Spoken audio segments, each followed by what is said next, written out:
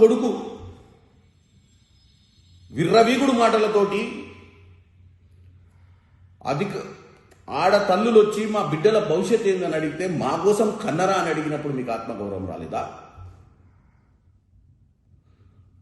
ఉచిత బస్సు ఇస్తే break dance వేసుకుంటున్నారని మహిళలను కించపరిచినప్పుడు మాట్లాడినప్పుడు కేటీఆర్ నీకు ఆత్మగౌరవం గుర్తుకు రాలేదా? మరి మీ నాయనకు గుర్తుకు రాలేదా? మీ పార్టీల ఈ నాయకులకు గుర్తుకు రాలేదా ఆత్మగౌరవం? ఈరోజు ఆత్మగౌరవం గురించి మాట్లాడుతూ ఎప్పటికీ అధికారంలోనే ఉంటాం, ఫోన్ ట్యాపింగ్లు చేస్తాం, ప్రతిపక్ష పార్టీలు ఏ విధంగానైతే మాట్లాడుకుంటుర్రో ఏం వ్యూహం వేస్తుర్రో తెలుసుకొని వాళ్ళ వ్యూహాలను చిత్తు చేస్తామని ఒక అధికార దుర్వినియోగానికి పాల్పడ్డ మీరు ఇప్పుడు వచ్చి ఇవాళ కేసీఆర్కి నోటీస్ ఇస్తే రాష్ట్ర వ్యాప్తంగా మీరు నిరసనలు ప్రదర్శించి తెలంగాణ ప్రజల ముందు డ్రామాలు ఇస్తారా? నేను ఇవాళ తెలంగాణ ప్రజలకు చెప్తున్నా, మీరు ముందే పసిగట్టి వీళ్ళని తరిమి కొట్టిర్రు తెలంగాణ ఆత్మ గౌరవాన్ని కాపాడుకోనికే అని చెప్తున్నా. కేసీఆర్ జాతిపిత కాదు. కేసీఆర్ అధికారంలోకి వచ్చే ముందు దళితుల్ని ముఖ్యమంత్రి చేస్తా అని చెప్పి అబద్ధమాడిండు. నా కుటుంబంలో ఎవ్వరు లేడు, నేను కేవలం అధికారం కోసం కాదు తెలంగాణ సాధన కోసం పనిచేస్తున్నా అని చెప్పి అధికారం రాగానే 5 కుటుంబ సభ్యులకి ఉద్యోగాలు ఇచ్చింది, కానీ ఏ ఇంటికి ఉద్యోగం ఇలే. ఏ పేదోని గురించి ఆలోచించలే. నీళ్లు నిధులు నియామకాల అన్న నినాదంతో తెలంగాణ ఆత్మగౌరవం, తెలంగాణకు మంచి జరగాలని చెప్పి ప్రగడ్బాలు కలిగి నీళ్లు దోచుకుపోయిండు, నిధులు దోచుకుపోయిండు. నీళ్ళేమో ఆంధ్రోళ్ళకి ఇచ్చిండు, నిధులేమో నీళ్ల పేరు మీద ప్రాజెక్టులు కట్టి దోచుకుండు.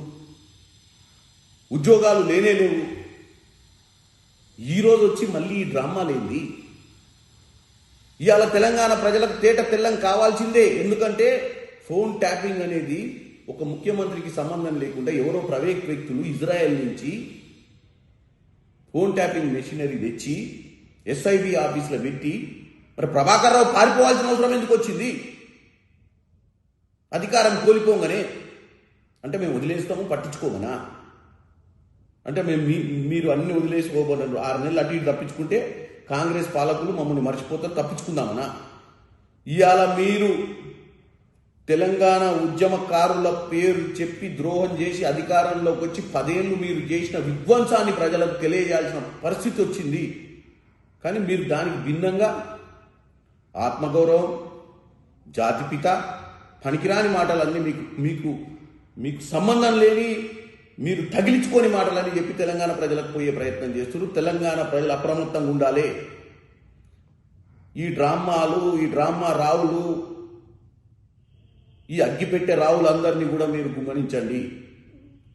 వీళ్ళు 10 ఏళ్లలో ఏం చేసిర్రు, మనం ఈ పరిస్థితులు ఎందుకున్నాము? మిగులు రాష్ట్రంగా ఉండాల్సినటువంటి తెలంగాణ రాష్ట్రం అప్పుల రాష్ట్రం ఎందుకైందో మీరు ఆలోచించండి. రాయలసీమలవి రత్నాల సీమ చేస్తా అన్నప్పుడు ఈ ఆత్మగౌరవం గుర్తుకు రాలేదా తెలంగాణ బిడ్డలు, తెలంగాణ రైతులు? కాబట్టి ఈ డ్రామాలు ఆపండి, సిట్టుకు సహకరించండి, తప్పు చేస్తే తప్పని ఒప్పుకోండి, శిక్షను అనుభవించమని కోరుకుంటున్నాను. నీలాగా లుచ్చా పనులు చేయలేదు, నీలాగా తుచ్చపు పనులు చేయలేదు, చేయబోము. నికార్సైన తెలంగాణ బిడ్డగా కేసీఆర్ గారి రక్తం పంచుకొని పుట్టిన కేసీఆర్ కొడుకుగా చెప్తా ఉన్నా, తెలంగాణ కోసం అవసరమైతే చస్తాను తప్ప ఎట్టి పరిస్థితుల్లో ఇట్లాంటి లుచ్చగాళ్ల ముందు మాత్రం తల వంచను. మా బావమరుదులకు 1137 కోట్ల కాంట్రాక్ట్ చేయలేదు. మంత్రిగా నేను కౌన్సిల్లో కూర్చొని, కౌన్సిల్ ఆఫ్ మినిస్టర్స్ లో, కేబినెట్ లో కూర్చొని నా కొడుకు కంపెనీకి కాంట్రాక్ట్లు ఇచ్చుకోలేదు. లేదా నేను ల్యాండ్ క్రూజర్ కార్లు కొనుక్కోలేదు. ఆ పనులు రేవంత్ రెడ్డి గారు, ఆయన మంత్రివర్గ సహచరులు, ఆ సాగు తెలివితేటలు, ఆ అవినీతి తెలివితేటలు వాళ్ళకే ఉన్నాయి.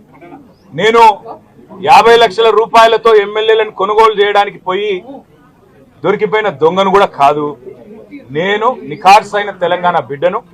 ఏ పని చేసినా తెలంగాణ కోసం, హైదరాబాద్ ప్రతిష్టలు పెంచడం కోసం చేశాను. 6 పైసా అవినీతి కూడా నేను చేయలేదు, చేయబోను. సరే, ఇవాళ ఈ కొంచెం ఉర్రకుండా ఆగలుగుతారా?